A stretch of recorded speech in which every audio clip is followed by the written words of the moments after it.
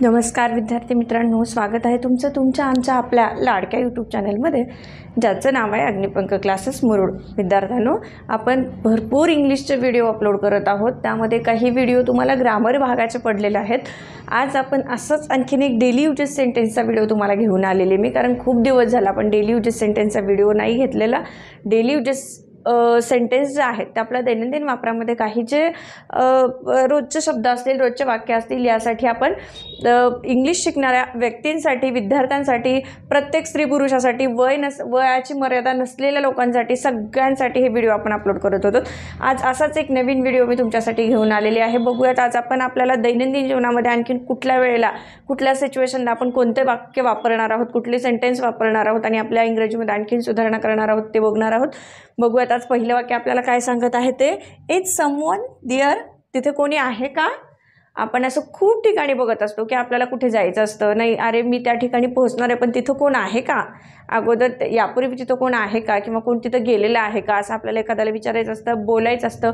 मग त्यावेळेला आपण इंग्रजी तर बोलण्याची आपल्याला आवड आहे. इंग्रजी आजच्या या युगामध्ये खूप महत्त्वाची झालेली आहे. खूप जण इंग्लिश नेहमी बोलत असतात, मित्रमैत्रिणींमध्ये संवाद असतो. मग आता हे वाक्य आपली फ्रेंड्स जे आहे तिलाही इंग्लिश शिकण्याची आवड आहे, तीही शिकते, तिलाही इंग्रजी बोलायला आवडतं, ऐकायला आवडतं. मग आपण असं त्यावेळेला काय म्हणणार आहोत का, इज समवन देअर? तिथे कोणी आहे का? आय नो एव्हरीथिंग, मला सर्व काही माहिती आहे. आपण म्हणत असतो आय नो, मला माहिती आहे, पण मला सर्व काही माहिती आहे असं ज्या वेळेला सांगायचं असतं त्यावेळेला आपण काय म्हणतो, आय नो एव्हरीथिंग, मला सगळं माहिती आहे, मला सगळ्या गोष्टी माहिती आहेत. एव्हरीथिंग, प्रत्येक गोष्ट. म्हणून आपण काय म्हणत असतो की आय नो एव्हरीथिंग, मला माहिती आहे, असं छोटंसं वाक्य बोलायचं असतं. त्यावेळेला आपण काय म्हणतो, आय नो.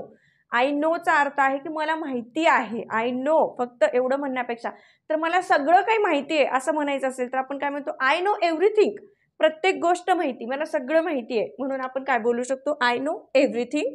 त्याच्यानंतर डोंट बी स्मार्ट, हुशारी दाखवू नकोस. डोंट बी स्मार्ट, खूप हुशारी दाखवू नकोस, किंवा तू खूप हुशार आहेस मला अगोदरच माहिती, तुझ्या बोलण्यामधून खूप हुशारी दाखवतोयस तू, हे मला कळतंय. Don't be smart. Don't be smart, जास्त हुशारी दाखवू नकोस, जास्त बोलू नकोस, जास्त स्मार्ट बनण्याचा प्रयत्न करू नकोस. असं आपल्याला मित्रमैत्रिणींमध्ये आपल्या चालत असतं की तू खूप हुशार आहेस, मला माहिती, तू खूप हुशारीने बोलतोयस, हुशारीने बोलतेस, असं जर बोलायचं असेल तर डोंट बी स्मार्ट, तुझी हुशारी तू दाखवू नकोस किंवा हुशारीने बोलू नकोस. डोंट बी स्मार्ट, हुशारी दाखवू नकोस. त्याच्यानंतर आय एम किडिंग, मी मस्करी करत आहे. आपण चेष्टा मस्ती करत असतो. फुल टू धमाल सगळ्यांनाच आवडतं, धमाल करायला आवडते. चेष्टा, मजाक, मस्करी सगळे करत असतात. मग आपण एखाद्याला बोलतो आणि समोरचा व्यक्ती जर त्या गोष्टीला सिरियस घ्यायला लागला तर आपण म्हणतो, नाही अरे मी मस्करी करत होतो. I am kidding. I am kidding. Kidding means मस्करी करणे. तर त्यावेळेला आपण त्याला बोलू शकतो, तू नको नाराज होऊ, की मी मस्करी करत होतो. मग मी मस्करी करत होतो हे जर आपल्याला इंग्लिशमध्ये बोलायचं असेल तर आपण त्याला म्हणू शकतो, आय एम किडिंग, मी मस्करी करत होतो. त्याच्यानंतर I am not a liar, मी खोटारडा नाही. I am not a liar, मी खोटारडा नाही, मी तुझ्याशी कधीच खोटेपणाने वागलो नाही, मी नेहमी खरं बोलतो. मी खोटं बोलत नाही. आय एम नॉट लायर. लायर मीन्स खोटे. मी खोटं बोलत नाही. आय एम नॉट आल्यामुळे लायर, खोटारडा नाही. आय एम नॉट लायर. त्याच्यानंतर आय एम हॉनेस्ट, मी प्रामाणिक आहे. आय एम हॉनेस्ट, मी कसं आहे, प्रामाणिक आहे. आय म्हणजे मी कुठल्याही गोष्टीत कामामध्ये कुठली काटकसर केलेली नाही आहे किंवा चुकीचं काही वागलो नाही आहे, त्यामुळे मी प्रामाणिक आहे असं जर आपल्याला एखाद्याला सांगायचं असेल तर हॉनेस्टी, प्रामाणिकपणा आपला दाखवायचा असेल तर आपण म्हणतो आय एम हॉनेस्ट, मी प्रामाणिक आहे, मी प्रत्येक गोष्ट प्रामाणिकपणाने केलेली आहे. त्यासाठी आय एम हॉनेस्ट. जास्त भाऊ खाऊ नकोस. डोंट ॲक्ट सरप्राईज, म्हणजे आता जास्त भाव खाऊ नकोस हे कशाच्या संदर्भात आहेत की दोन मित्र असतील, मैत्रिणी असतील, आपल्या म्हणजे खूप चाललेलं असतं का आपल्याकडे एखादी वस्तू नाही आहे आणि आपण आपल्या मैत्रिणीला मागतोय पण ते मुद्दाम करून आपल्याला देत नाही. आपण म्हणत असतो जास्त भाव खाऊ नकोस. त्यावेळेला आपण तिला काय म्हणत असतो मग, की डोंट ॲक्ट सरप्राईज, जास्त भाव खाऊ नकोस. आता हा जो भाव आहे ना, हा जो शब्द आलेला आहे तो आपण एखाद्याला कुठल्या भावनेने बोलतो, तर भाव म्हणजे हा किंमत वगैरे असं काही नाहीये. तर हा जो भाव शब्द आलेला आहे तर जास्त म्हणजे आपण एखाद्याला बोलत असतो, जास्त भाव नको खाऊ तू, तुझ्याकडे हे आहे म्हणून. मग याचा अर्थ असा आहे का की तू जास्त किंमत नको खाऊ? असं काही नाहीये. आपण एक जनरली आपल्या मराठी भाषेमध्ये बोलत असताना एकमेकांसोबत बोलत असतो, जास्त भाव वगैरे खाऊ नको हां, तुझ्याकडे आहे म्हणून. आम्ही मागतोय तर तू असं नाही देत आहेस. तर देत नाहीये म्हणजे त्याला कुठेतरी एक गर्विष्ठपणाचं थोडंसं त्याला फील झालेलं असतं की माझ्याकडे आहे. प्राऊड फील झालेलं असतं त्याला की हे माझ्याकडे आहे आणि हे मला मागतायत म्हणून तो जास्तच गर्वाने फुगलेला असतो. प्राऊड फील त्याला वाटत असतं.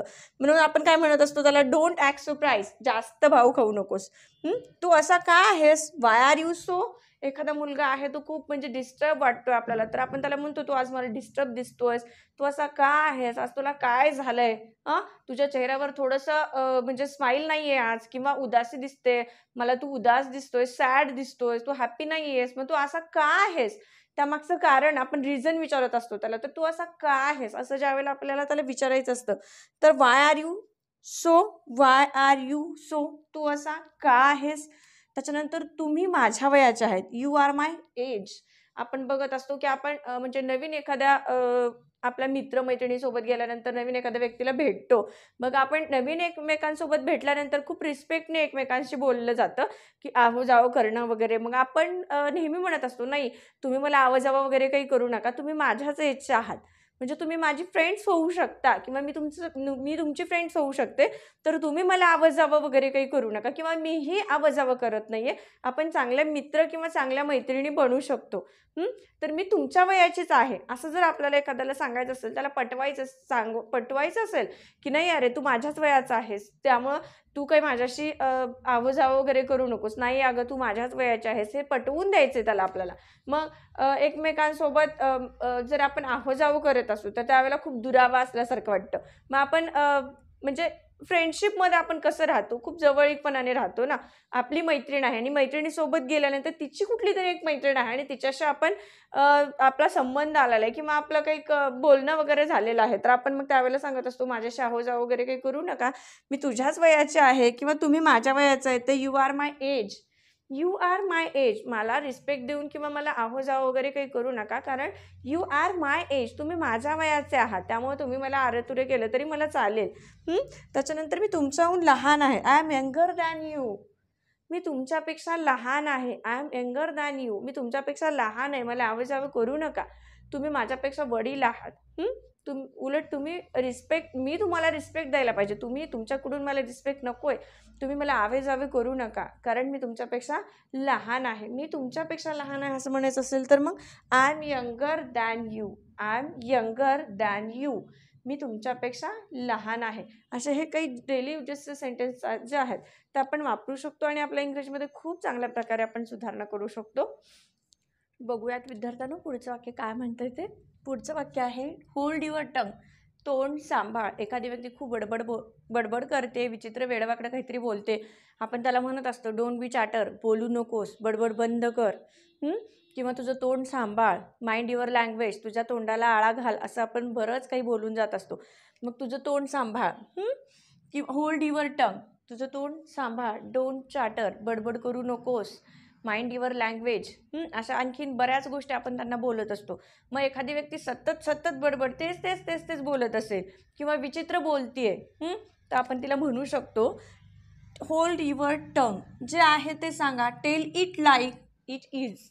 Tail it like it is. जे आहे ते सांगा. वेगळं काहीतरी विषयांतर करून सांगू नका. लक्ष दुसरीकडे विचलित करू नका. लक्ष दुसरीकडे वेधण्याचा प्रयत्न करू नका. तुमच्या बाबतीत जे घडलंय, तुला जे सांगायचंय किंवा मला जे सांगायचं ते क्लिअर ॲक्च्युअली सांग. खरं ते सांग. उगी विचित्र काहीतरी बोलू नकोस, वेगळं काहीतरी सांगू नकोस. जे घडलंय, जे आहे, जी सत्य परिस्थिती आहे ती सांग. खूप वेळा लोक अशी गोष्ट सांगायला म्हणजे काही गोष्टी सांगत नाहीत किंवा वेगळं काहीतरी विषयांतर करतात, दिशाभूल करण्याचा प्रयत्न करतात. त्यावेळेला आपण म्हणत असतो जे आहे ते सांग. जे आहे ते सांग असं म्हणायचं असेल तर tell it like it is. Tell it like it is. स्वच्छ कपडे घाला. Dress neatly. हे गुड हॅबिट्स आहे, आपण मुलांमध्ये खूप बोलत असतो. स्वच्छ कपडे घाल, स्वच्छ केस व्यवस्थित विंचर, स्वच्छ राहण्याचा प्रयत्न कर. तर सुंदर कपडे घाल. सुंदर दिसणं खूप चांगलं आहे, गरजेचं आहे. विद्यार्थ्यामध्ये नीटनेटकेपणा असलेला खूप चांगला असतो किंवा स्वच्छता ही सगळ्यांचीच जबाबदारी आहे, सगळ्यांचंच कर्तव्य आहे, सगळ्यांचाच हक्क आहे. तर स्वच्छ कपडे घाल. Dress neatly. स्वच्छ राहा. असं जर आपल्याला एखाद्याला सांगायचं असेल स्वच्छ कपडे घाल, तर dress neatly, behave properly with all, सर्वांशी चांगले वागा. बिहेव प्रॉपरली विथ ऑल म्हणजे सगळ्यांशी चांगले वागा. कुणी कसंही असो, आपण नेहमी जर चांगले राहिलो तर समोरचा व्यक्ती आपल्याशी नेहमी चांगला वागतो. तो 4 वेळा जरी वाईट वागला तरी 5व्या वेळेला त्याला कळेल की नाही अरे हा प्रत्येक वेळा आपल्याशी खूप सभ्यपणाने वागतो किंवा व्यवस्थितपणाने वागतो. तो सतत तुमच्याशी वाईट वागण्याचा प्रयत्न करेल. असं किती वेळा होणार आहे? खूप कमी वेळा होणार आहे. किंवा किती वेळा जरी झालं तरी शेवटी एक वेळ अशी येणार आहे की त्याला त्याच्या वागण्याचा पश्चाताप होईल. मग आपण सांगत असताना आपले म्हणजे वडीलधारे वगैरे सांगत असतात आपल्याला घरामध्ये की सगळ्यांशी चांगले वागा. तर सगळ्यांशी चांगले वागा असं जर सांगायचं असेल तर काय, behave properly with all. Behave properly with all. आपला मातापिता शिक्षकांचा आदर करा. Respect your teachers and parents. आदर करायचा तर सगळ्यांचाच असतो, पण आपण नेहमी सांगत असतो आपल्या शिक्षकांचा आदर करा, मातापित्यांचा आदर करा. मोठी बहीण आहे तिचा आदर करा. तुमचे मित्रमैत्रिणी आहेत एकमेकांशी आदराने बोला. खूप वेळा आपण ऐकतो मित्रमैत्रिणींमध्ये चांगल्या भावनेने किंवा त्यांचं प्रेम म्हणजे मैत्री खूप घट्ट आहे, पण मैत्रीमध्ये सुद्धा एकमेकांच्या नावाचा काहीतरी वेगळा उच्चार काढला जातो, काहीतरी विचित्र नावाने त्यांना आवाज दिला जातो. पण नाही, जेवढी मैत्री घनिष्ठ तेवढा रिस्पेक्ट सुद्धा त्या मैत्रीमध्ये असायला पाहिजे. मग आपण फक्त मातापिता गुरुजनांचा आदर करा हे तर तेवढंच बरोबर आहे, पण आपण ज्यांच्या सहवासात आहोत त्या प्रत्येक व्यक्तीचा आदर करणं हे आपलं कर्तव्य आहे आणि ह्या गोष्टी आपण आपल्या मुलांना सांगायला पाहिजे. तर मातापिता, गुरुजी, शिक्षक, सर जे काही तुमचे वडीलधारे आहेत यांचा आदर करा. रिस्पेक्ट द्या. जर आपल्याला सांगायचं असेल मातापिता शिक्षकांचा आदर करा. Respect your teachers and parents. Respect your sister. Respect your friends. म्हणजे सगळ्यांचा आदर करणं हे खूप गरजेचं आहे. आपण जे देऊ तेच आपल्याला परत मिळतं. त्यासाठी देत असताना आपण जर आदर दिला तर समोरच्या व्यक्तीकडून आपल्याला आदरच मिळणार आहे. आपण जर प्रेमाने बोललो तर समोरच्या व्यक्तीकडून आपल्याला प्रेमानेच त्याचा रिप्लाय येणार आहे. जर आपण एखाद्याला काष्ट भांडखोरपणाने बोललो तर तो सुद्धा आपल्याशी तसाच बोलणार आहे. त्यासाठी रिस्पेक्ट खूप महत्त्वाचा आहे. आपण जे देतो तेच आपल्याला परत मिळतं. देत असताना आपण ज्या भावनेने किंवा जेवढ्या पटीने दिलेले आहे त्याच्या दुपटीने तिपटीने आपल्याला ते रिटर्न येत असतं. त्यासाठी सगळ्यांना रिस्पेक्ट देऊन बोला. सगळ्यांसाठी आदराचे शब्द शोधा. आदराने बोला. विचित्र चांगलंही आपल्यालाच बोलायचं, वाईटही आपल्यालाच बोलायचं. त्यासाठी बोलत असताना प्रत्येकाचा आदर करून बोला. प्रत्येकाला रिस्पेक्टनी बोला. चला तर विद्यार्थ्यांनो, कसा वाटला आजचा व्हिडिओ हे तुम्ही आम्हाला कमेंट्समध्ये नक्कीच सांगा. भेटूयात आपण उद्या नवीन व्हिडिओ बरोबर. तोपर्यंत धन्यवाद.